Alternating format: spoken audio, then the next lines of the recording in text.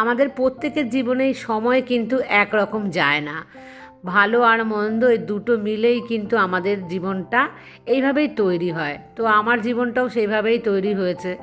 তো আমার জীবনে হয়তো একটু বেশি মুশকিল বা বেশি কিন্তু যে সমস্ত সমস্যাগুলোর সম্মুখীন হই এটা হয়। তো কারো জীবনে কম, কারো জীবনে বেশি, এইভাবেই চলতে হবে আমাদের। এই ব্লগটা যখন আমি শুরু করলাম তখন কিন্তু মেয়ের এই যে খবরটা, মানে খারাপ যে রিপোর্টের খবরটা, এটা কিন্তু জানতাম না। তো যাই হোক, তোমাদেরকে তো বলেছি জ্বর জ্বর মেয়ের কমছে না। তো সেই জ্বর থেকেই কিন্তু প্রথমে গেল ডক্টরের কাছে। সেটাও যেতে যেতে ওদের বেজে গেছিলো মনে হয় 12টা 1টা এরকম সময়। ডক্টর যখন থাকবে তখন দেখাবে। তো ওখানে দেখালো ডক্টর, দেখানোর পর ডক্টর তো সাথে সাথে ব্লাড টেস্ট দিয়ে দিল, অনেকগুলো ব্লাড টেস্ট। আর আমাদের এখানে ডক্টররা দেখবে যে ব্লাড টেস্ট দেওয়ার মানে রিপোর্ট আসবে তো পরে, তার আগে কিন্তু কয়েকটা মেডিসিন প্রেসক্রাইব করে যে এটা আপাতত খেতে থাকুন। তো মেয়েকে কিন্তু জানো তো প্রেসক্রাইব করেনি মেডিসিন, বলেছে ব্লাড টেস্টের রিপোর্ট আসবে তারপর সেটা বুঝে হচ্ছে আমি দেবো মেডিসিন। আর ঘরে যদি মানে অতিরিক্ত জ্বর হয় তাহলে তো প্যারাসিটামল আছে, ওটা খেতে বলেছে। তো সেই দিনে অবশ্য রিপোর্টটা চলে এসেছিলো সন্ধেবেলাতেই, দুপুরবেলার মধ্যে মানে হয়ে গেছে ব্লাড টেস্ট আর সন্ধ্যের মধ্যে চলেও এসছে। রিপোর্টে যা এসছে সেটা আমি তোমাদের সাথে শেয়ার করেছি। আসলে কি জানো, আমার মেয়ের শরীর খারাপ হওয়ার পেছনে কারণ শুধু তো আমার মেয়ের ওখানে তা নয়, ওখানে কিন্তু প্রত্যেকেরই হয়ে গেছে অলরেডি। মানে অনেক যারা সিনিয়র তারা তো আমাকে বলেছেই। খাবারটা হচ্ছে যে ওদের হোস্টেলে অতিরিক্ত নিম্নমানের খাবার, মানে সবচাইতে বাজারের যে লো তেল হয় সেই তেলে ওখানে রান্না হয়। আর হচ্ছে আনহাইজেনিক যাকে বলে সে খাবার, কারণ ফুড কালার মেশানো হয় কালারটাকে মানে সবজি বা যে কোনো জিনিসটাকে সুন্দর দেখানোর জন্য। আর ফুড কালার শরীরের জন্য অনেকটাই ক্ষতিকর। তো মেয়ে আজকে 2 বছর প্রায় হতেই চললো। তো 2 বছর ধরে খাবারটা যদি খেতে থাকে তো সেই কারণে কিন্তু ওর শরীরটা খারাপ হয়েছে। আর জল ওখানকার একদমই ভালো নয়, মেয়ে কিন্তু হোস্টেলের জলই খেত। তো সমস্ত মিলিয়ে আর হচ্ছে বাথরুম, কলেজ বা যেখানেই যাচ্ছে ওই সমস্ত মানে ব্যবহার করছে ঠিকঠাক প্রপার ক্লিন যে থাকে সেই জিনিসটা তো পাচ্ছে না। ওখান থেকেই কিন্তু ইউরিন ইনফেকশনটাও হয়েছে, আর জল খারাপের জন্য টাইফয়েড হয়েছে। আর ডক্টর বলেছে শুধু যে খাবার জল থেকে টাইফয়েড তা না, ওখানে যে নিম্নমানের খাবার সেখান থেকেও নাকি এই সমস্যাটা প্রত্যেকেরই হচ্ছে যারা মানে ওরকম হোস্টেলে থাকছে। তাই ভীষণই চিন্তার বিষয়, কারণ এখনও আরও 2 বছর থাকবে, তারপরে আবার 2 বছর ও যদি MBA করে তো সেখানেও যাবে। মানে এখন আমি বুঝতে পারছি না, মেয়ের সাথে আমার পক্ষেও তো থাকা সম্ভব হচ্ছে না, যে কি করব, ভীষণ টেনশনে পড়ে গেলাম। কারণ মেয়ে খাবারটা খাবে কোথায়? বাইরে যদি কোনো জায়গাতে কিনে খায় সেখানেও কিন্তু এই একই খাবার। ওখানে হোস্টেলের মালিককে ফোন করে বলেছি এর আগে আমরা, ওনারা কোনোতেই শুধরোবে না, কারণ ওনারা ওটা ব্যবসা করে, ওনারা কিন্তু কোনো ছেলে মেয়ের কথা ভাবেই না। তো এখন এই অবস্থায় কি করা যাবে? প্রচুর হেলদি খাবার খেতে বলেছে মেয়েকে। হেলদি খাবার তো কোথাওই পাবে না, আর মেয়েদের পক্ষেও সম্ভব না রান্না করে খাওয়া। আর ওখানে কাউকে যদি বলি যে হেলদি খাবার বানিয়ে দিতে, কেউ কিন্তু দেবে না, সবাই সবার পয়সা ব্যবসার কথাটাই ভাববে। তো যাই হোক, মেয়ে আসবে সামনে, মেয়ে এসে তো বেশ কিছুদিন প্রায় 2 মাসের কাছে থাকবে আমার কাছে। তো আমি তো তখন তো তোকে হেলদি খাবার খাওয়াবো, সমস্ত কিছুই করব, কিন্তু আবার তো মেয়ে ওখানে গেলে ওই আবার আগের রুটিনে, ওই জন্য ভীষণ ভয় করছে। যাই হোক বন্ধুরা, তোমরা সবাই আমার মেয়ের জন্য যে প্রার্থনা করেছো, সবাই তোমরা আমার মেয়েকে অনেক ভালোবাসা দিয়েছো, এর জন্য তোমাদের সবাইকে আমার তরফ থেকে অনেক অনেক ভালোবাসা। একমাত্র তোমরাই আমার কাছে এত প্রিয় যে তোমাদের কাছে আমি আমার মনের সমস্ত সুখ দুঃখ শেয়ার করি। আর তোমরা আমাকে এত সাপোর্ট করো, এত ভালোবাসা দাও, আমি সত্যি বলছি মন থেকে অনেক পজিটিভ যে এনার্জি এগুলো কিন্তু পাই, মনের সাহসটা পাই আমি তোমাদের থেকে। তো অনেক ভালোবাসা বন্ধুরা, আর তোমাদের সবাইকে আমার তরফ থেকে অনেক ধন্যবাদ। এইভাবে তোমরা আমাকে সাপোর্ট করে আমার মনটাকে মানে আমার মনের যে সাহস সেটাকে বাড়িয়ে দিও। আর এই দেখো বন্ধুরা, আগের দিন তো এটাকে ফেলে দিয়েছিলাম। কি হয়েছিল জানো তো, আমি হাত দিয়ে এরকম টানতে গিয়েছিলাম, মানে সরাতে গিয়েছিলাম, আর একটু আনমনা হয়ে গেছিলাম মনে হয়, আর তখনই না টপটা পুরো উল্টে গেছিলো এটা থেকে। তো যাই হোক, কোনো রকমে তো ঢুকিয়ে রেখে দিয়েছিলাম ওর মধ্যে। বাজারে গিয়েছিলাম, হুটোপাটা কাজ থাকলে হয় না, এখন দেখো প্রচুর টাইম নিয়ে এগুলো করতে হবে। আর 2 প্যাকেট হচ্ছে কালারিং এই যে পাথরগুলো, এগুলো কিন্তু আমি দিয়েছিলাম, 1 প্যাকেট দিলে খুব কম হয়ে যায়। আর দেখো আজকে কি করছি, আগের দিন বোকামো করেছিলাম, শুধু মানে ডিরেক্ট বালি বালিটা যে আমি ঢেলে দিয়েছিলাম এর মধ্যে, তো ডিরেক্ট বালি দেওয়াতে ওরকম হয়েছে, পড়ে গিয়ে পাথরের সঙ্গে মিশে গেছিলো। তো আজকে দেখো এইভাবে দিচ্ছি, মানে আগেরগুলো তো আমার এইভাবেই দেওয়া আছে, কিন্তু এটার মধ্যে আর করেছিলাম না। এরকম তোমরা করবে আমার মতন, একটা এরকম পলিথিনের মধ্যে নিয়ে নেবে বালি। তো এইভাবে দেখো পুরোটা বালি ভরলে না ঢুকছিল না, তাই অল্প অল্প করে বালি এইভাবে দেবে। তো এইভাবে করবে, এটা কিন্তু আমার হাজব্যান্ডের কাছ থেকে আমি শিখেছি। তাহলে কি হয়, পড়ে গেলেও বালি আর পাথরগুলো না একসাথে হয়ে যাবে না। তো তারপর দেখো এই দেখো গাছটাকে এইভাবে আমি ঢুকিয়ে দিচ্ছি। আর এটা তো আর্টিফিশিয়ালটি জানোই। আর এই যে পলিথিনের মুখগুলো দিয়ে ওই বালিটা পুরো আমি কিন্তু এবার ঢেকে দিচ্ছি, যাতে বালিগুলোর সাথে পাথরটা মিশে না যায়। আর এই যে তারপরে এবার পাথর নিয়ে তোমরা তোমাদের মতন করে কিন্তু সুন্দর করে ছড়িয়ে দেবে। তো দেখো কালারিং পাথরগুলো দেখতে কি ভালো লাগে না? আমার তো খুব ভালো লাগছে দেখতে। তো এইভাবে দেখো আমি দিয়ে দিচ্ছি। আর তোমাদের ওখানে এই যে পাথরগুলোর প্যাকেট কত করে নেয়? আমাদের এখানের প্যাকেটগুলো কত চেয়েছিল আমার মনে নেই, কিন্তু আমি লাস্টে এনেছিলাম জানো তো 25 টাকা করে এক একটা প্যাকেট। চেয়েছিল অনেক বেশি। কি ভালো লাগছে না? 2 প্যাকেট দেওয়াতে একটু হয়েছে। আর একটু ভালো করে সাজিয়ে দিলে পলিথিনটা দেখা যাবে না যে ভেতরে পলিথিন দেওয়া আছে।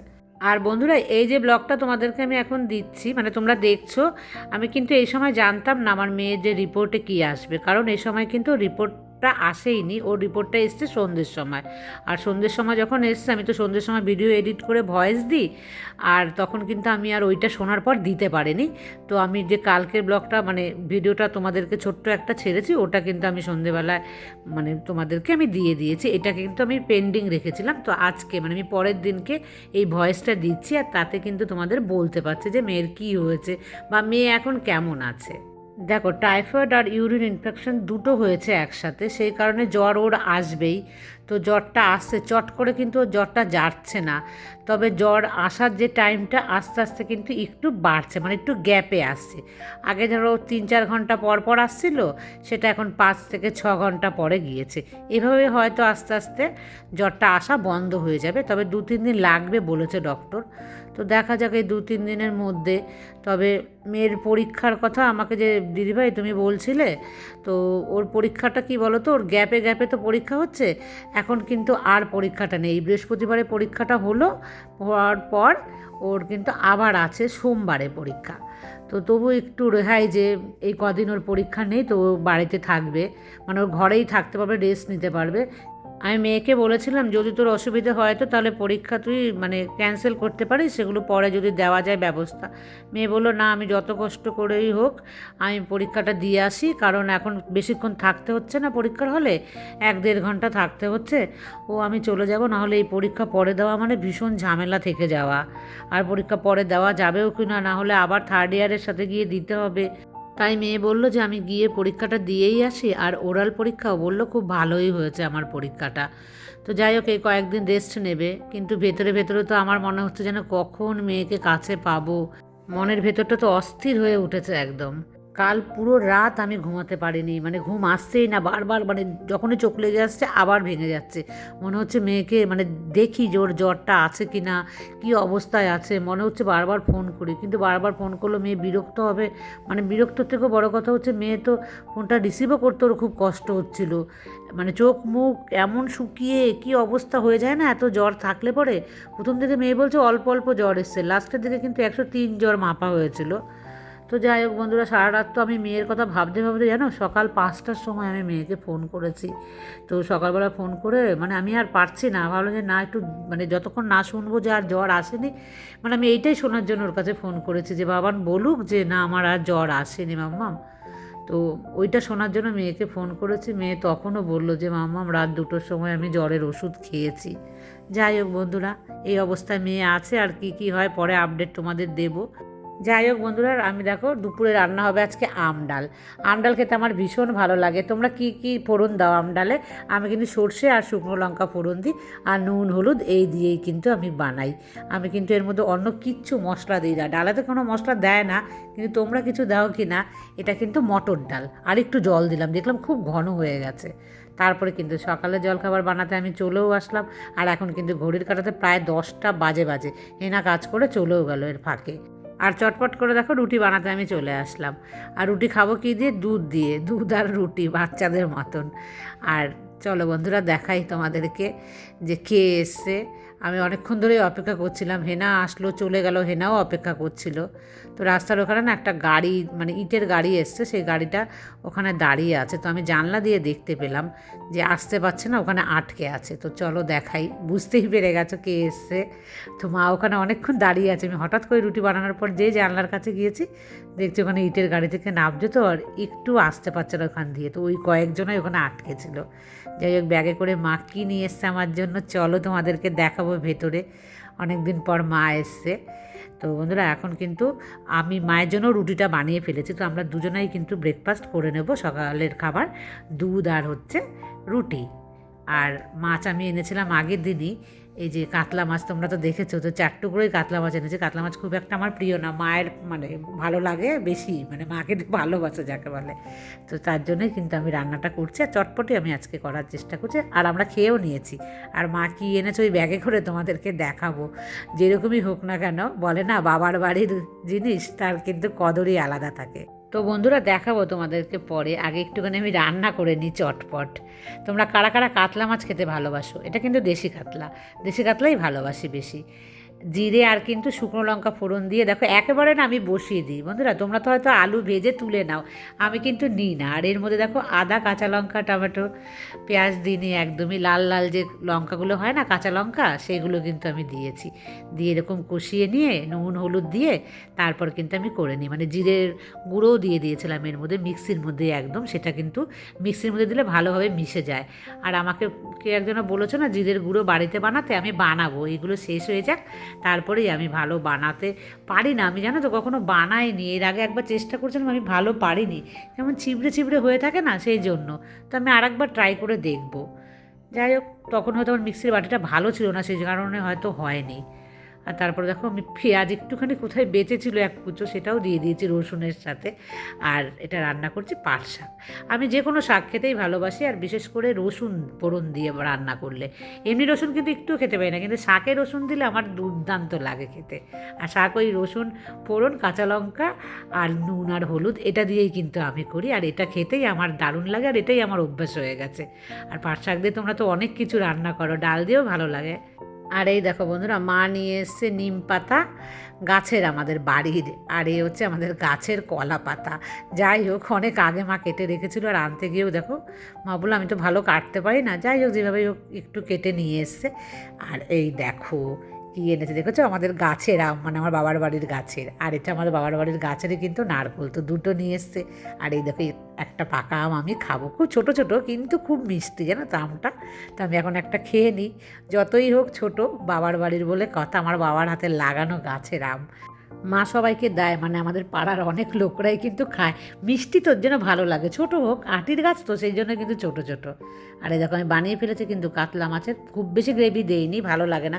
গরম মশলা দিয়েছে কিন্তু ওর মধ্যে, মানে এলাচ দারচিনি, একটু ভালোভাবে বানিয়েছে মা এসছে বলে। আর এই দেখো আম ডাল দেখলে কীরকম গাঢ় হয়ে গেল না, খুব গাঢ় হয়ে যায়।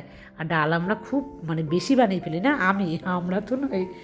এই দুটো সবজি আর পাট শাক ভাজা দিয়ে কিন্তু খেয়েছে। এখন এসেছি সন্ধেবেলা, মা লতি কাটছে, কালকে লতি খাবো। মানে ভীষণ ভালোবাসি লতি চিংড়ি, তার মধ্যে নারকোল দিয়ে, মাঝে নারকোল নিয়ে এসে সেই নারকোল দিয়ে। তোমরা কারা কারা ভালোবাসো বন্ধুরা?